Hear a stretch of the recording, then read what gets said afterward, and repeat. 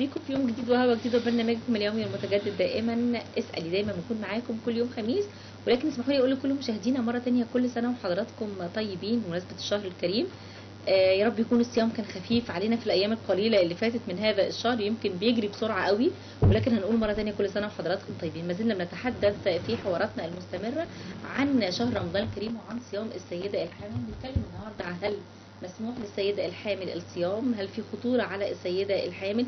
يمكن ده أهم ما بيقلق السيدات اللي بيكونوا في فترة الحمل، سواء كانت في الشهور الأولى أو الشهور الوسطى أو الشهور الأخيرة. كل هذا نتحدث عنه النهاردة من خلال مخاطر الصيام للسيدة الحامل، أو هل هو مسموح للسيدة الحامل.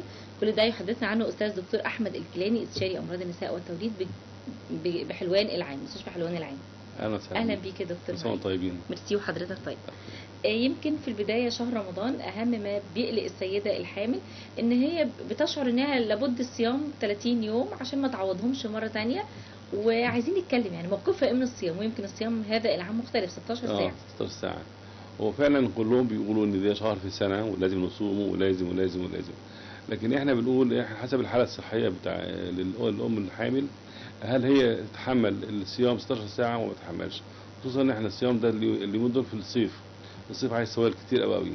السوائل دي بتأثر على كل الأعضاء الحيوية بتاع الجسم كله ومناعة الجسم، فلازم كمية من السوائل معينة تخش الجسم عشان يحافظ على حيويته ال 24 ساعة كلهم. عشان كده احنا بنقول لأي أم حامل تحسبها كويس جدا قبل ما تقرر الصيام أو ما تقررش. حتى أنا ليا نصيحة معينة للأم الحامل، هي ما فيش عندها أي معاناة من أي مرض ما مع الحمل، إنها تبتدي الصيام. لقيت في تعب تفطر، مفيش تعب ومفيش أي إرهاق أو أي معاناة تكمل الصيام بتاعها للآخر. دكتور أحمد، سواء كانت في الشهور الأولى أو الوسطى أو الأخيرة مسموح لها إنها تبتدي عادي، ولو شعرت بتعب أو كده ممكن تفطر؟ بيختلف. هي الشهور الأولى بالذات هو أول 3 شهور في قيء وفي غمان وفي حالة من الخمول وعدم القدرة على امتناع الأكل بالعادات الطبيعية بتاعتها، في ضعف عام في الجسم كله. فبننصح دايما ان احنا ما نجيش على نفسنا قوي، وفي اول 3 شهور بالذات ان احنا عشان نعوض القيء اللي بيحصل، نعوض عدم الاكل بالطريقه المنتظمه اللي احنا بناكلها نفسها.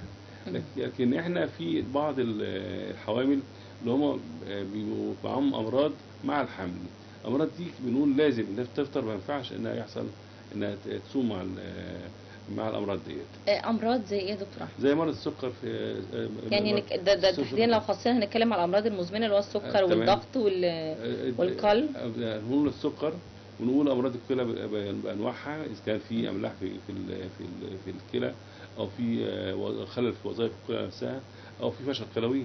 الامراض ديت لازم الافطار عشان السوائل مهمه جدا للكلى. صعب جدا ان تصوم 16 ساعه بدون سوائل على الكلى نفسها.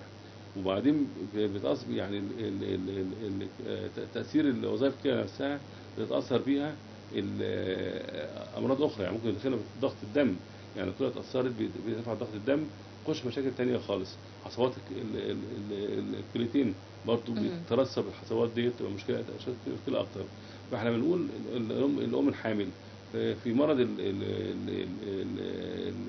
تأثر الكلى نفسها لازم تفطر عشان يعني شرب السوائل مهم جدا جدا جدا. 3 لتر ميه في اليوم على الاقل، عشان يعني دي بنسميه غسيل للكلى نفسها، وده احسن علاج لاي حد او اي مريض يشتكي او عنده شك من الكليتين. تمام. دكتور احمد، لو حبينا نتكلم بقى يعني يمكن امتى السيده الحامل يجب ان تفطر، يعني وامتى يعني انا بتكلم انها صامت خلاص واتخذت القرار دون مراجعه الطبيب، وفي الغالب كلهم بيعملوا كده في البدايه ان هم بيبتدوا الصيام، لان الطبيب ممكن يقول لها تفطر، لكن هي حابه انها تكمل ال 30 يوم شهر رمضان الكريم. ولكن هي امتى تفطر في هذا الشهر؟ تمام. هنقول برضو من ضمن اللي لازم الافطار لازم اللي عندهم سكر في الدم. برضو مرضى السكر مشكلتهم ان السكر بيعلى بسرعه وبينزل بسرعه. تمام. كون ان هي 16 ساعه صيام ممكن السكر ينزل بسرعه وتبقى مشكله كبيره قوي، قد تعرض لغيبوبه السكر، تبقى مشكله كبيره قوي. طيب دكتور، نستقبل اتصالنا تليفوني ونرجع نكمل كلامنا مره ثانيه. الو. الو، السلام عليكم. وعليكم السلام ورحمه الله وبركاته. لو سمحت يا دكتور، انا حامل في اول الرابع. تمام. دكتور، انا عندي ارتجاع وترجيع، مفيش اي حاجه بتقعد في معدتي نهائي، حتى الميه، حتى لو لبن، اي حاجه مفيش اي حاجه بتقعد في معدتي. طبعا انا مش عارفه اصوم، غير ان هو الصيام انا كل حاجه برجعها يا دكتور، فدوت سببه ايه؟ انا طب دخلت في الرابع وبرضه ما بطلتش في الموضوع ده. طب بس انتي صايمه شهر رمضان؟ لا ما بصومش، ما برجع بتصوميش؟ اي حاجه برجعها، يعني. حتى الميه. طيب حضرتك القيء ده من اول الحمل مع لا الوقت؟ حضرتك هو كان في الثالث، بس زاد قوي لاول ما دخلت الرابع، زاد معايا جدا. تمام. طب هسألك سؤالين. ده الحمل نمرة كام ده بالنسبة لك؟ حملت قبل ده كده كام مرة؟ الاول، حمل الاول. أول مرة. طب بتنامي في تكييف أو في مروحة؟ نعم. بتنامي في تكييف أو مروحة؟ بتنامي في تكييف او في مروحه؟ وعمرك قد ايه؟ لا عادي على المروحه، عمري 25. إيه هو العادي؟ بتنامي في تكييف يعني أو مروحة؟ مروحه مروحه. تمام. طول الليل عليكي يعني. ماشي. أوكي. طب بالنسبة للارتجاع ده بيحصل بالليل بس وأنت نايمة ولا في أي وقت؟ لا في اي وقت ارتجاع، وما اقدرش ممكن من بقول لك لو اي حاجه ارتجاع بقى غير القيء، خلي بالك. ما الارتجاع مره مع مره بيأديني ان انا ارجع كل اللي في معدتي. يعني هو كذا مره بيؤدي في النهايه ان انت يبقى في ده ترجيع. غير يا دكتور ان انا عندي مراره في زوري مش بتسيبني، ومراره في الحلق اخدت علاج كويس للقيء ده؟ الدكتوره ادتني كذا نوع علاج، مره وقالت لي طب غيريه، وادتني نوع تاني، برضه ما فيش حاجه جايبه معايا نتيجه. وظائف كبد اخبارها ايه؟ وظائف كبد ما عملتش اي تحاليل بصراحه في الموضوع ده. طب ماشي. شكرا ليكي يا فندم، شكرا ليكي. شكرا. هو حضرتك مهم قوي ان احنا نكون نحافظ على نفسنا من البرد بالذات. فاحنا موضه عندنا ان طول الليل مروحه على جسمنا او التكييف. او التكييف. فدي مشكله. الجسم يتعرض للبرد ومنه المعده، فتلاقي القيء ده حمل مع برد. خصوصا احنا دلوقتي طول اول الرابع يبقى المفروض القيء ده انتهى تماما، انتهى او يقل على الاقل. او يقل. لا هو زاد مع الحر والمروحه، والواحد بيتقلب وهو نايم، بيعرق، بياخد برد. دي مشكله. فانا بنصحهم دايما ان احنا التكييف يبقى على السليب ب4 ساعات ويبطل من نفسه خلاص، برد الاوضه، والواحد ينام كويس. والواحد برضه على التايمر بتاعها بحيث ان هي تعرق. ونقول الحرق ده فايده كبيره قوي للجسم، يعني فايده ده وسيله من وسائل الاخراج للجسم، زيه زي البول، زي البراز، زي فالعرق ده بيخرج سموم من الجسم نفسها. فمن غير ما الواحد يعرق ويقوم يستحمى بيفوق الجسم كله، المناعه بتاعته بتتجدد من تاني. لكن العرق يكون مكانه بيسد المسام بتاع الجلد لما ما يخرجش من مكانه. برافو عليك. تمام. يعني مهم قوي ان العرق ده ما ننزعجش من وجود عرق. ولكن لا ده كويس جدا، العرق كويس جدا. المسام ده الجهاز التنفسي بتاع الجلد بتاع الجسم نفسه. وغير الجهاز لو سد زي التكييف ما يسد الفلتر بتاعه. تمام. ما يشعرش. فمهم قوي. فبقول لها انصحها ان بس تقلل من المروحه او التكييف اللي بتنام فيه، بحيث ان احنا 4-5 ساعات خارجين من النوم مفيش مروحه ولا تكييف. بتعرق يعني هي تبتدي بدايه دي وتحاول تجرب الموضوع برافو ده عليك. وتشوف لو هي وفي غطا اي غطا خفيف تغطى بيه، ما تبقاش بير خالص يعني. يعني الكوفرتات الخفيفه او الحاجه خالص. عشان البرد ده بيحمي برضه من البرد بتاع الفجر بالذات. صحيح كده. طيب دكتور، هي تحاول تجرب المره دي، ولكن لو حصل وهي هنكمل بقى. وظائف الكبد مهمه جدا. شوفوا اخبار في خلل في وظائف الكبد عشان الهضم بتاعها يعني تعمل تحاليل وظائف كبد. برافو عليك.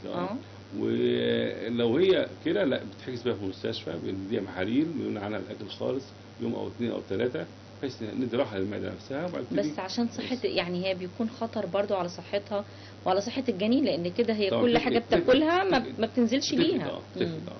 بس في برضو من عمليات هي برضه احنا بنملى بطننا اثناء الاكل بسوء ميه او باكل ما نملاش بطننا.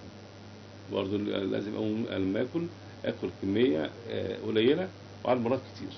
تمام. وقطر من الخضره، الحاجات الخضراء مع الاكل تبقى حركه الامعاء والمعده. ده مهم جدا.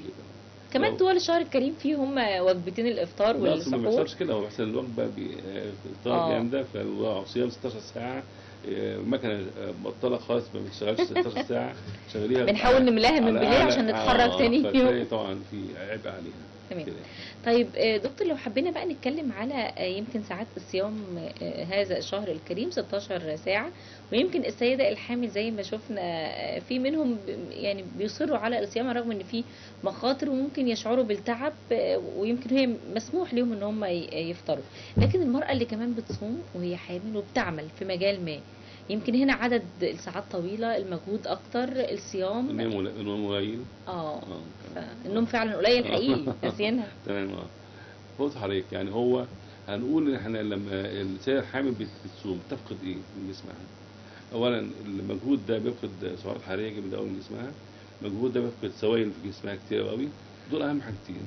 زائد لو هي بتعاني مثلا من انيميا او سوء او اي مرض من اصول التغذيه، برضه تفقد مواد غذائيه معينه تخش جسمها في ال 16 ساعه دول ما بتاخدهمش. فمهم قوي ان احنا نلاحظ لو في تاثر جسمها بالصيام لا نفطر على طول.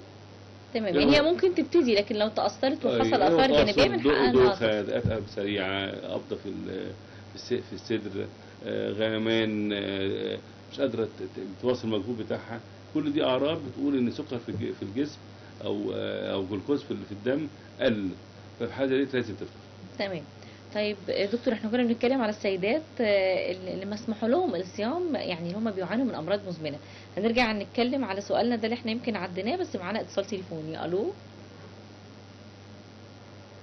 الو. الو. السلام عليكم. وعليكم السلام ورحمه الله وبركاته. كل سنه وانتم طيبين. ميرسي، وحضرتك طيبه يا فندم. والله انا كنت عاوزه اكلم الدكتور اقول له ان انا والده بقالي 3 شهور، بس من ساعه ما ولدت كنت والده قيصري، عندي امساك رهيب. تمام. وبرضه كمان كل ببقى عايزه ارجع نفس اعراض الحمل في الاول. تمام. بس انا مش حامل ولا حاجه، بس ببقى عايزه ارجع، بس يعني ايه الصوت اللي هو على الفاضي ده برجع على الفاضي بعد الاكل مباشره، حتى لو اكلت كميه قليله كتيره هو كده، او اتحركت من مكاني بعد الاكل. فمش عارفه دوت له علاقه هل ده كان عندك قبل ما تولدي ولا بعد الولاده بس الاعراض ديت؟ لا، وانا حامل كانت بتجيلي الاعراض دي برضه. تمام. والامساك كل قد ايه بتعملي مره حمام يعني؟ يعني ممكن 3 مرات، 3 ايام. كل 3 ايام. 4. اخدت حاجه للامساك ده ولا اخدتيش؟ لا ما اخدتش عشان انا مش عارفه، فحد قال لي يعني عشان تودى قيصري بعد الولاده بيبقى يحصل كده يعني. تمام، حاضر. هنجاوب. شكرا ليك يا فندم، شكرا ليك. اتفضل يا دكتور. وطبعا ده قولون عندها متاثر شويه من طعم الحمل، بتبقى ان اساسا الحمل نفس الموضوع موجود عندها، فمش معنى الحمل راح يبقى المرض راح معاه، لا، المرض موجود، القولون موجود، وكل حاجه متاثر يعني هنا ساعه ده قولون تعبان شويه. فعليك بسيط خالص ان شاء الله تاخده ويحسن معاه حركه الامعاء نفسها. ادويه معينه ولا اكلات معينه؟ مع نظام اكل معين. زي ايه يا دكتور؟ ايه اللي تكثر منه في هذه الفتره؟ السوائل قبل الاكل، مش وصفه اكل بعد الاكل. مهم قوي الخضره، السلطه الخضراء مع الاكل مهم قوي. الشرب يبتدي بالشرب الحياتي دافئ الحياه الاولانيه، ونبعد عن الحاجات اللي هي بتعمل تلبك معوي، زي الحاجات النشويات اللي بتكون كتير قوي في اثناء مع الوجبات، او الحاجات الدهنيه او السمين او كده يعني. تمام. دكتور، نرجع لموضوعنا، السيده الحامل مع الامراض المزمنه. تمام. هنقول المرض اللي هو اتكلمت على السكر وعلى الضغط والامراض الكلى. انيميا بقى برضو مهمه قوي. ممنوع كمان انها تصوم ولا تتابع؟ دي تتابع، وصعب انها تصوم. صعب كمان. صعب انها تصوم ده لو انيميا كمان مزمنه. برافو عليك. ليه؟ عشان عايزين نعوض الهيموجلوبين بتاعها اللي هو القليل ده، بنعوضه بالاكل، الوجبات. الوجبات دي بتبقى برضو عضلات قليله، يعني احنا بنقول لسه حي حامل ما تصومش اكتر من 4 ساعات في اثناء اليوم. دي 16 ساعه، يعني 16 ساعه ممكن تاخد فيهم حوالي 3 أو 4 وجبات. ويمكن هذا العام في شده حراره غير عاديه، فمش عارفين ازاي تتعامل السيده الحامل ايضا مع ارتفاع درجات الحراره. تمام. فهي دي مهمه قوي قوي. انيميا قلنا ضعف العام، اي واحده عندها ضعف عام، واحده والده كتير ومتهالكه، واحده عندها نقص في الكالسيوم، عايزه تتغذى، لا يعني هو احنا بنقول هي الفت ايه، هي ضغطها كويس، وزنها كويس، سنها كويس، الحمل بتاعها طبيعي، مش توأم ولا تريبل ولا حاجه، فاهماني؟ كل الحاجات دي مهمه قوي عشان دي انت تصومي ويحاول تكملي الصيام بتاعك. غير كده ربنا سبحانه وتعالى ادانا رخص، اباح ليكي ان انت تفطري في هذا الشهر، نستفيد بيها زي ما بنطيعه في امر برضه بنطيعه في الرخص. بالتاكيد. دكتور احمد، يمكن عايزين نتكلم بقى على امتى السيده الحامل لما تشعر بايه تبتدي تفطر، يعني هي ابتدت تصوم سواء كانت الشهور الاولى او الوسطى او الاخيره، بس امتى انها لابد انها تفطر او تتجه للطبيب المعالج؟ هنقول ان زي ما قلنا برضو الاول، احنا في فائض سوائل، في فائض سكر في الدم، دول اهم حاجتين بتفقدهم الحامل اثناء الصيام. لو فائض السوائل ضغطها بيوطى قوي قوي، فبتحس بدقات قلب سريعه، تحس انها دايخه، يعني في زي نهجان، في عدم قدره على بذل اي مجهود. ففي الحاله دي تقول لا شويه ميه بقى وحواضي او عصير وافطري. اللي هم الناس اللي هم السكر بتاعهم بيقل بسرعه، عندنا البيبي ده يتغذى كله على السكر بتاع الجلوكوز بتاع الجسم، مجرد ما الجسم ما يدوش بالجلوكوز او بيمده ويقل الجلوكوز في دم الام، بيحصل غيبوبه السكر او نقص سكر في الدم. نقص سكر في الدم، السكر ده بيغذي حاجتين مهمين جدا، القلب والمخ. هنلاقي المخ خلاص مفيش، فتوهان وممكن دوخه وغماء ومشكله. قلب تلاقي دقات قلب سريعه وخفقان وقبضه جامده مش قادر تلاقي. الحاجتين دول لا افطر بسرعه.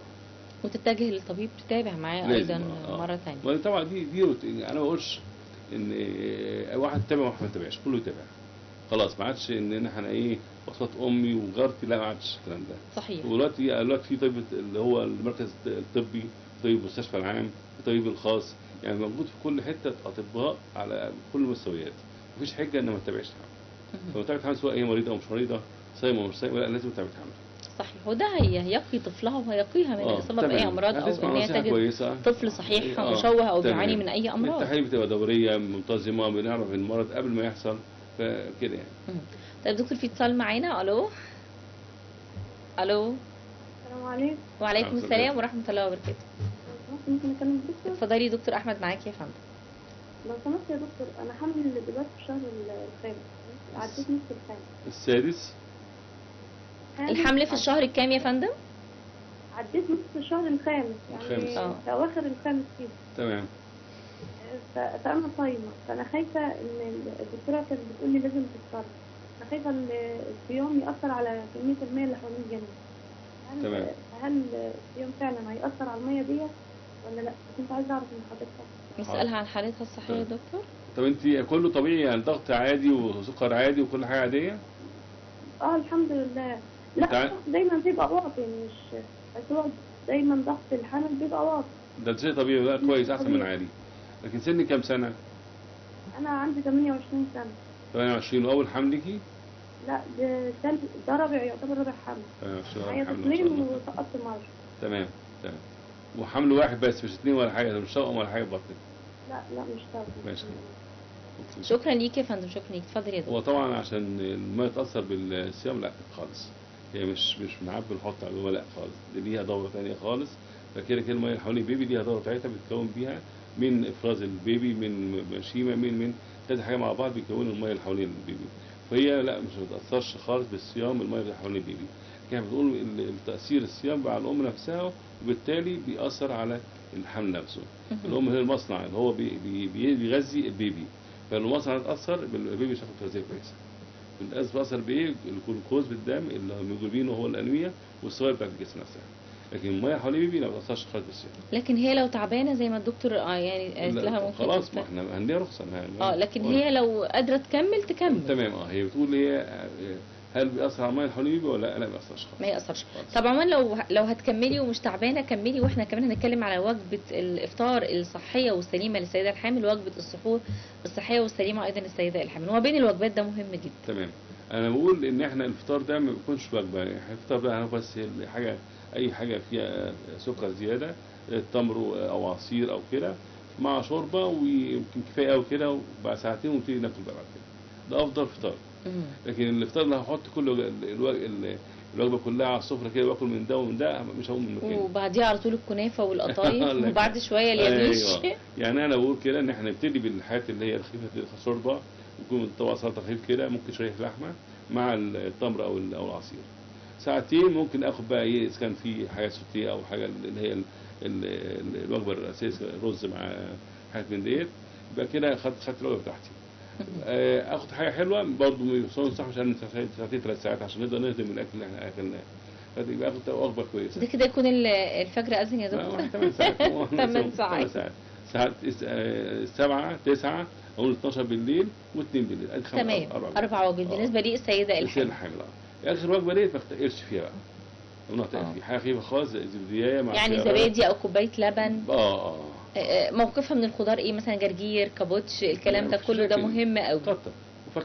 وفاكهه ده مهم قوي ما بين الوجبات لو هي حابه كده يعني. لكن اتقل وانام غلط. ده غلط قوي. يعني المهم انها في العشاء تاخد مثلا زبادي او لبن، تاخد اي فاكهه باي كميه واي خضار باي كميه. يعني نقول الوجبه الرئيسيه اللي هي من 9 ل 12 دقيقه. الوجبه الرئيسيه اللي هي تملى فيها، عايز تملى فيها زي ما عايزه، عشان في كام ساعه تقعدوا ومش هتنام، فكده مش هتاثر خالص باي حاجه. صحيح. دي وجبه السحور وجبه السحور. والفطار مع بعض. قلنا الفطار 7 و9 و12 و2 ده الوصف، ده السحور يعني السحور على مرتين والفطار على مرتين. دي للسيده الحامل. ويا ريت منه دلوقتي مفيش حاجه ناخد بقى يعني نتمشى كده مفيش وقت بقى. تمام. لا والله بياكلوا حاجات برضه. تمام. نعرف ناس السفره دايما دي والمكسرات كمان ليها مكان يعني مهمه للسيده الحامل. والله هي بتزود المناعه كويسه قوي بس ما تكترش. نوع معين يا دكتور منها ولا كلها؟ مش هقول بقى انا يعني مثلا لو كلت لوز مهم ليها. اللوز مهم جدا. اللوز يعني 7 حبات لوز بيدوم تاثير كويس جدا بالنسبه للسيده الحامل وعموما للمناعه. طب دكتور في اتصال معانا. الو. ايوه السلام عليكم. وعليكم السلام ورحمه الله وبركاته. ممكن اكلم الدكتور؟ اتفضلي دكتور احمد معاكي. دكتور انا عندي بنتي حامل بس هي عندها الكلى يا دكتور. يعني ايه كلى؟ يعني عندها ايه كلى؟ عندها زلال على الكلى. تمام. فهي جابت عيل قبل كده والدكاتره كانوا مانعينها ان هي يعني ما فيش حمل تاني وكده. فطلعت حامل يعني الايام دي وكده. فالدكاتره يعني بينصحونا ان احنا ننزل الجنين وكده. هي حامل قد ايه دلوقتي؟ هي داخله في الثالث كده. في الثالث وفي زلال في الكلى؟ نعم. في الثالث وفي زلال في البول؟ احنا حللنا يا دكتور. احنا بنعمل كل اسبوع التحليل. مرة لقيناه زايد ومرة نزل تاني. والكلية اللي في البول دي عالية. والضغط قد ايه؟ الضغط يا دكتور يعني بيتنظموا هي بنقيسوه. حابة يقولوا لنا يعني كويس وحابة يقولوا عالي كده. بتاخدوا علاج ولا ما بتاخدوش علاج؟ بتاخد علاج بس انا مش فاكرة اسم العلاج ايه. بتاخد له علاج. تمام. فانا دكتور يعني بنصحك يعني ان انا بس دكتور الكلى فبيقول لي خليها تكمل. الدكتور امراض النساء فبيقول لي لا كده خطوره على بنتك وخليها يعني نصيحه ان هي تنزله. رجليها ورمه؟ لا رجلها بتورم يعني لما جسمها بيورم. فرجلها دلوقتي مش ورمه يا دكتور. لكن وظائف الكلى نفسها هل هي برضه يعني داخله فشل كلوي ولا كويسه؟ عندها زلال على الكلى وعندها جهاز المناعه يعني مش حلو يعني. تمام. وعندها قال لي الكليتين بتوعها مخرومين يا دكتور بيسربوا البروتين. تمام. عندها كام سنه؟ عندها 24 سنه. طيب ماشي حاضر. فهي بتاخد علاج يا دكتور. بتاخد علاج اللي هو بينزل الميه من الجسم وبتاخد علاج لجهاز المناعه. فانا مش عارفه برضه لو كملت برضه وبتاخد العلاج ده خطر عليها وعلى الجنين. برضه العلاج اللي نازل ميه بيشوه الجنين برضه مش كويس. طب تنصحني بايه يا دكتور؟ معلش. شكرا ليك يا فندم. شكرا ليك. وطبعا القرار ده هيكون قرار الدكتور والمعالج الامراض الكلى والدكتور الناس الاثنين مع بعض. بيبقى في كوبريشن بينهم الاثنين. تمام. ولازم يكلموا بعض الاثنين. عايز ان هو ده بيقول حالتي كذا ونوصل للحاله الفلانيه والثاني بيقول انا عندي جهازها مش هيتاثر بالحمل او الحمل هيحسنه او يعني في امراض معينه في المناعه بتتحسن مع الحمل. هل هي من النوع ده؟ لا مش عارفين. فده قرار بين الاثنين بين الدكتور الكلى اللي هو بيعالجها ودكتور النساء. دول هيقرروا هي تكمل او ما تكملش.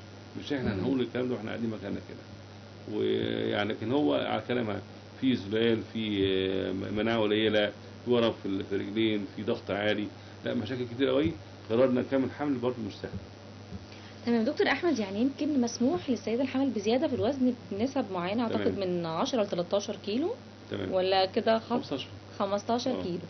ولكن يمكن شهر رمضان الكريم فيه اكلات وفيه سفره وفيه مائده افطار وفيه سحور ايضا وفيه ما بين الوجبات. نتكلم كمان اكتر على الحلويات المكسرات. كل ده ممكن يزود وزنها. ازاي تتجنب زياده الوزن في الشهر الكريم؟ وهنقول عكس الحاجات ديت يعني احنا قلنا من شويه ان احنا برضو كل شيء بحساب. بمعنى ان انا مجهودي قد ايه اللي هي بتروح الشغل طول اليوم الصبح دي لازم يكون وجباتها في سعرات حراريه عاليه. ليه بتنام في البيت؟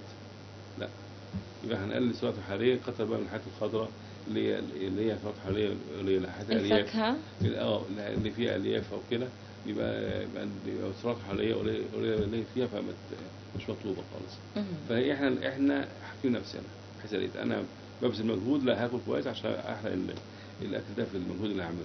ما بذلش مجهود لا اقلل شويه. تمام. طيب دكتور كمان موقفها من الرياضه. يعني السيده اللي مش بتعمل وحابه انها تمارس رياضه حفاظا على وزنها ويمكن رياضه بشكل ما بيبقاش صعب شوية. يعني هل مسموح لها؟ لا طبعا. احسن رياضه للام الحامل المشي. المشي احسن رياضه. في يعني في كلا الشهور الاولى والوسطى كله، بس احنا بنقول ما تجيش على نفسك. امشي المشي نفسه، ما اقولش انا رايح السوق ماشي، لا مش ماشي. رايح شغلي ده مش ماشي. ماشي انزل فيه ساعه معينه. يعني ده في كل الشهور، سواء كانت الشهور الثلاث شهور الاولين رغم انهم في خطوره شويه. ما هو اقول لحضرتك لو في تحذيرات الطبيب هيحذرها. هي ماشيه طبيعيه كلها ماشيه احسن لها. تمام كده يعني ما دام فيش ما يدعو ان احنا في خطوره من المشي، في المشي احسن رياضه ام الحياه. دكتور احمد في اتصال معانا. الو. السلام عليكم. وعليكم السلام ورحمه الله وبركاته. ممكن اكلم الدكتور؟ اتفضلي. معاك اتفضلي. لو سمحت يا دكتور، انا بقالي اسبوع دلوقتي في الثامن ووزن الجنين قليل، يعني الدكتوره بتقول لي كيلو وربع، وانيميتي 9. هل الصيام غلط ولا الوزن الطبيعي للجنين في الشهر ده بيكون كام؟ يعني الوزن الطبيعي كام؟ تمام. ده هو جايين ليكي ولا ولدتي قبل كده؟ لا انا معايا بنت عندها سنه ونص. ربنا يخليها لك. في ضغط او سكر او اي حاجه مع الحمل ده؟ هو الضغط ساعات بيوطى ساعات بينظبط، يعني مش باين. تمام. طب انت عملتي دوبلر على جنين؟ نعم. دوبلر لا. موجات صوتيه اسمها دوبلر على الجنين؟ لا ما عملتش. تمام. والميه حوالين الجنين كويسه ولا قليله؟ نعم الميه. لا الميه كويسه، كل حاجه كويسه، بس الدكتوره بتقول لي وزنه بس كيلو وربع، فانا مش عارفه الصيام غلط عليه على الحمل ولا الوزن. طب الوزن طب بقيه المقاسات بتاع رجليه راسه ماشيه مع عمر الجنين ولا مش ماشيه؟ نعم. المقاسات بتاعت الرجلين العيل وراسه ماشيه مع عمر الجنين ولا اقل من عمر الجنين؟ بتقول لي ماشيه، بتقول لي حلو. تقول لي الرجل كويسه والراس كويسه، ماشيه مع يوم الولاده. تمام. طب حاجه شكرا ليكي يا فندم. اتفضلي. هي سؤالها بتقول ان الوزن العيل قليل، والوزن الطبيعي قد ايه؟ هو في الثامن، هو في اول الثامن كيلو وربع مش وحش. في اول الثامن، اخر الثامن لا قليل شويه. لكن هنا اهم من كده ان احنا بنشوف المقاسات نفسها كويسه، يعني رجلين كويسه، الراس كويسه في السونار. تمام. عشان بس نشوف اللي هو يا دكتور سونار ثلاثي الابعاد او رباعي الابعاد، ده اللي بيوضح اكتر. ايوه لسه بقول ان في الدولار ده مهم جدا. بنشوف الدم الواصل للجنين هل ماشي بصوره طبيعيه ولا لا. لو بصوره طبيعيه يبقى ما فيش مشكله خالص عندنا، يبقى هو ده البيبي ده حاجه وراثيه فيه او حاجه طبيعيه فيه ان هو يبقى وزنه قليل. لكن لو في قصور في الدم الواصل للبيبي عن طريق حبل السري او كده، ففي الحاله ديت نشوف ندي حاجات معينه تزود الدم الواصل للبيبي نفسه عشان توصل التغذيه المناسبه عشان يوصل للحجم والوزن الطبيعي. تمام. لو حابين نتكلم بقى على مشروبات شهر رمضان، يمكن شهر رمضان بيتميز بوجود مشروبات مختلفه جدا، العرقسوس، تمر هندي، الدوم، السوبيا، هل دي ايضا من المسموحات للسيده الحامل ولا فيها مشاكل؟ كله مسموح، بس عشان برضو ان نكون نعرف كل مشروب ليه فوائده وليه اضراره. يعني حاجه العرقسوس بيزود السكر في الدم، بيزود الضغط، بيرفع الضغط. الكركديه مثلا لو مغلي يرفع الضغط، لو منقوع ينزل الضغط. تمام. الدوم بيقلل الضغط. فهنعرف كل حاجه اضرارها ايه، عشان لو انا في مشكله معينه ما اخدش حاجه ازودها. لكن غير كده لا، سويه تشرب زي ما انت عايز كده.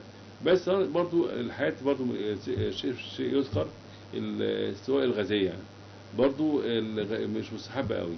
يعني اي مياه غازيه دي مش مستحبه قوي، بتعمل عسر هضم يعني مع الوقت وكده، ده بتعمل انتفاخ وكده، وبرضو ما بنحبهاش قوي او ما نكترش منها. تمام. يعني السيدة الحامل أكيد زي ما بتاكل، في منهم بيبقى الأكل بتاعه مش قادر يتقبل أكل معين، في بيوصل لحدة القيء كمان. فهل مكملات الغذاء مسموحة أيضا في شهر الكريم، سواء كان في الفطار أو في ده روتين، سواء في الصيام أو غير الصيام، ده روتين. ليه؟ عشان عندنا برضو جميع الأغذية الموجودة في السوق عندنا مهما كانت بيتقال عليها فيها فيتامينات مبقاش 100%. معنى اللحمة الحفظ بتاعها ما بيخليش الحديد بيحتفظ بكمية حديد كما يجب، أو المعادن أو كده. طريقة الطهي، طريقة الحفظ، طريقة نقل الحاجة، حتى الخضروات والفاكهة. على ما نسمع البذور الحشرية والحاجات اللي بيعملوها عشان ثمره تكبر بسرعه. كل الحاجات ديت كلها بتقلل المكتوبه الغذائيه بتاعت الاكل نفسه اللي بناكله، فاحنا بنعوضه بالمكملات الغذائيه. وده مهم قوي في بعد الفطار وبعد السحور. طبعا وصولهم الحاجات الرئيسيه الحديد والكالسيوم اللي هم مهمين جدا، اللي هم بالتكوين الجين نفسه وتكوين الام نفسها. تمام. طيب دكتور، يمكن حضرتك ذكرت العديد من الأغذية ما بين وجبة الفطار والسحور، ولكن في أغذية حضراتكم بتفضلوها للسيدة الحامل، إيه هي؟ أو يعني المفروض تبقى حريصة عليها؟ دايما بنسمع اللبن مهم جدا، البيض مهم جدا، فإيه اللي المفروض يعني تحرص عليه أكله ما بين السحور وما بين الفطار؟ هنرجع نقول الحديد والكالسيوم موجودين في إيه؟ الحديد موجود في التفاح، موجود في الفول بتاعنا اللي بناكله ده، موجود في كل البقوليات، اللحوم، الكبد بأي نوع من أنواعها، ده الحديد. برضه الحاجات بعض الحاجات الخضراء زي السبانخ أو الجرجير أو كده. الكالسيوم موجود عندنا في البيض، في السمك، في الزبادي، في اللبن، في الجبن، كل ده في الكالسيوم. فهركزنا على الحاجتين دول في وجباتنا، بحيث ان كل وجبه في حاجتين دول بصفه رئيسيه موجوده معاها بكميه قليله مش كتيره، عشان نحافظ على الحمل بتاعنا يكمل بدون اي نقص في القنوات الغذائيه. تمام. في اتصال لدكتور معانا. الو. السلام عليكم. وعليكم السلام ورحمه الله وبركاته. ممكن اسال دكتور سؤال؟ اتفضلي يا دكتور احمد معاكي. حضرتك انا عملت تحليل حمل من يومين، طلع في حمل الحمد لله. مبروك. بس عندي بطني بتوجعني من تحت، ومكان المبيضين من الجناب كده وجع شديد، وجع من تحت برضه، مش عارفه في ايه بقى. ده اول حمل ليكي؟ لا ده ثالث حمل. ثالث حمل ما شاء الله. الدوره كانت عليكي اخر مره امتى؟ يوم 19 الشهر اللي فات. تمام. والنهارده 25 36 يوم. تمام حاضر. ايه تاني يعني؟ في سؤال تاني ولا حاجه؟ لا بس هو انا كان عندي الانبوبه اليمين مقفوله. تمام. فهل يكون في تأثير على الموضوع ده ولا ايه؟ انا قلقانه. كويس ماشي. اوكي. شكرا ليك يا فندم. شكرا ليك. اتفضل يا دكتور. وممكن الاعراض دي تكون اعراض طبيعيه خاص مع اوائل الحمل، بحيث احنا الرحم اللي هو الصغير خاص يتمدد يكبر شويه. لما بيكبر في تاثير عليه هو نفسه، لما يكبر بيدي شويه الم شويه او مغص خايف كده، بيأثر على اللي حواليه اللي هي المثانه المبيضين او كده، برضه شويه حتى تعمل حمام كتير قوي رايح على الحمام في اول 3 شهور. هنا في عندها مشكله ان في انبوبه مسدوده، انبوبه ثانيه شغاله. ففي حاجه ديت ان احنا بنقول لازم تعمل سونار عشان تطمن هل الحمل بصوره طبيعيه، هل كيس الحمل في مكانه الطبيعي ولا لا. فدي مهمه قوي السونار بالنسبه لي عشان نطمن شوف هل هو بصوره طبيعيه ولا لا. لكن لغايه ما تعمل السونار الراحه مطلوبه قوي، واذا كان في شفه برد او كده تلف نفسها شويه وشوف الامور ماشيه معاها ازاي. في اتصال يا دكتور. الو. السلام عليكم. وعليكم السلام ورحمه الله وبركاته. ميرسي. وحضرتك طيبه يا فندم. اكلم الدكتور بعد اذنك؟ اتفضلي. معاك اتفضل. حامل في الشهر الثامن، في اخر الترم يعني خلصته، فجالي التهاب في العصب السابع، فانا دلوقتي باخد له علاج وحقن، فده غلط على الحمل دلوقتي. هو الدكتور قال لي ان مفيش تاثير دلوقتي لان خلاص البيبي اتكون 8 شهور. تمام. لسه خلاص البيبي اتكون. انا الدكتور النسا بتاعي في عمره، فانا مش عارفه اوصل له، فانا خدت العلاج خلاص يعني خلصت الحقن، فده في غلط على الجنين دلوقتي ولا لا؟ تمام حاضر. حاجه ثانيه غير كده؟ لا شكرا يا دكتور. شكرا ليك يا فندم. هو انا ما سمعتهاش يا دكتور، حضرتك سمعتها؟ دي اهم حاجه. هي بتقول ان في عندها التهاب في العصب السابع، وهي في اخر الثامن دلوقتي، اخذت علاج وخايفه ان العلاج ده ياثر على البيبي نفسه. فهي اطمن، هو غالبا علاج العصب السابع بيبقى فيه كورتيزون، فهي خايفه من الكورتيزون عشان ياثر على البيبي. الكورتيزون في الفتره دي من الحمل ما يعملش اي تاثير خاص على البيبي، بل بالعكس بيحسن اداء الرئتين ومفيش اي مشكله خالص من ناحيته، فاطمنها ان مفيش مشكله خالص ان شاء الله. في تليفون تاني يا دكتور. الو. الو. السلام عليكم. وعليكم السلام ورحمه الله وبركاته. لو سمحت ممكن اكلم الدكتور؟ اتفضلي يا دكتور معاكي. اتفضلي معاكي. هو لو سمحت يا دكتور انا حامل في اواخر الشهر الثاني. الثامن ولا الثاني؟ لا الثاني. الثاني اول الثالث يعني. لا يعني لسه ما كملتش الشهرين. ماشي. بس يا دكتور من اول الحمل في وجع جامد في معدتي. ومش عارفه اكل اي حاجه خالص، وعماله اخس جامد ومش قادره اكل. ترجعي؟ لا يعني بسيط، يعني ممكن مثلا الوجع ده يعمل لي زي وجع كده عايزه ارجع، بس ما وبتاكلي كام وجبه في اليوم؟ نعم. وجباتك بتاكلي كام وجبه في اليوم؟ نعم يا دكتور. تاكلي كم وجبه في اليوم؟ لا انا ممكن هي وجبه واحده من كتر الوجع اللي في معدتي. تمام. ودكتور جبت يعني حاجه للمعده اللي هو زنتاج ده، وبرده مفيش فايده، مش عامل معايا اي حاجه. تمام. فمش عارفه اخد له ايه بصراحه بقى، وعماله طبعا من قله الاكل بخس جامد. انت عندك كام سنه؟ عندي 25 وعندي بنتين قبل كده. ربنا يخليك. او يا دكتور لو سمحت، بس انا ما يعني كنت سايبه الوسيله، ولما جيت خدت منشطات البويضه وصلت ل 19 ونص. هل ال 19 ونص دي قليله والحمل ده يبقى فيه مشكله؟ حاضر.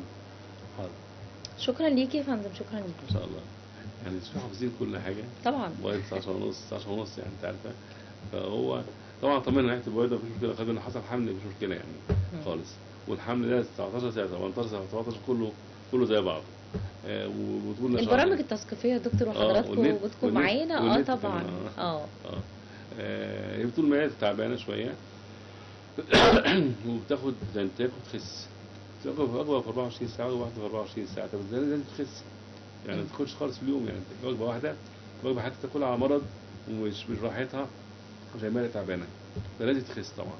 فانصحها بالاتي ان احنا ننظم وجباتنا زي ما قلنا برضو 4 5 وجبات على مدار اليوم، ونفس نوعيه الاكل نفسها النوعيه ان هي تتهضم، مش نوعيه عايزه مجهود في الهضم ولا حاجه. زائد ان برضو شوف اذا كان في تعرض هي للبرد ولا حاجه، ان اذا كان مروحه او تكييف تلافى البرد مهم قوي مع الحمل. والزنتاج مش وحش، لكن في حاجات تانية بتساعد ان احنا المعده تكون حركتها طبيعيه وكده. برضه اكيد دكتور معالي راحت له هيديها حاجه يعني مش زي افضل حاجه نوعيه ثانيه غير الزنتاج تحسن الاداء المعده نفسها. تمام دكتور، عايزين بقى في ختام حلقتنا النهارده نصيحه لكل سيده حامل خلال الشهر الكريم. تمام. نصيحه ان احنا النوم مهم جدا. النوم ده بيقلل الضغط، يعني ضغط الدم مهم جدا. الضغط بيخلي الجسم نفسه مناعته بتزيد، بيقلل مشاكل الحمل خصوصا في اول اخر 3 شهور. فمهم 6 ساعات نوم بالليل، في النوم بتاع بالليل عشان مهم النوم بالليل ده. تاني حاجه السوائل، يعني السوائل مهمه جدا على مدار ال 24 ساعه للحمل، مهمه قوي السوائل. فالسوائل دي بناخدها عن طريق الميه، عن طريق العصاير، عن طريق الفاكهه، عن طريق الخضروات الفريش. تالت حاجه ما اجيش على نفسي في الصيام، يعني انا نويت الصيام وفي اي عرض حصل لي اثناء الصيام بان انا مش قادره، هفتانه، قلب سريعه، اغماء، مش مجهودي قل، لا افطر وافطر مسكين كده يعني. نوعيه الاكل نفسها اذا كان هنصوم زي ما قلنا لينا 4 وجبات من الفطار للسحور، ويبقى بين الوجبه والثانيه حوالي ساعتين، ونقسمها كده بحيث ان احنا حاجه خفيفه لان المعده ونرهقها بالاكل ده. تمام. دكتور احمد الكلامي قبل برضه الحوادق والحراق نقلل منها كتير. ده مهم جدا عشان والسلطات مهمه قوي، والفاكهه الطازه والخضار بيبقى عبء جامد قوي على الكليتين. صحيح. دكتور احمد الكلاني استاذ دكتور استشاري امراض النساء والتوليد بمستشفى حلوان العام، شرفتنا ونورتنا. شكرا ليك. شكرا.